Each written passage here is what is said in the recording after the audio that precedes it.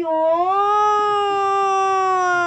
Wow, masabor. Solve na naman ang merienda ni Maria Rosa. Wow! Kakain kami ng merienda. Ayun! Di ba? Yan.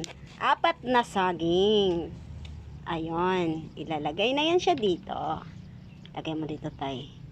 Ayan, di ba? Solve na naman ang merienda ni Maria Rosa. At ito ang aming kamote.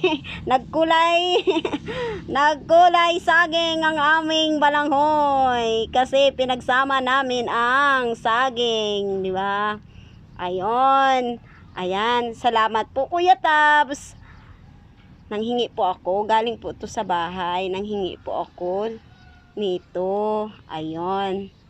So, yung kamuting kahoy ay kasing kulay din ng balat ng saging, di ba? Okay lang 'yan, di ba? Ano naman ako julugs. Diba? At ito ang aming bagoong. Solve na naman ang pagiging kuripot ni Maria Rosa sa kanyang merienda. Ayun. So, 4 na saging, tapos isang mahabang kamuting kahoy ito, balanghoy, na hinati-hati ko.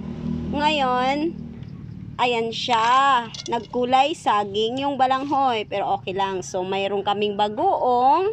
Ayan, na nilagyan namin ng sili. So, 'di ba? Simple lang naman ang merienda na gusto ko ito, 'di ba?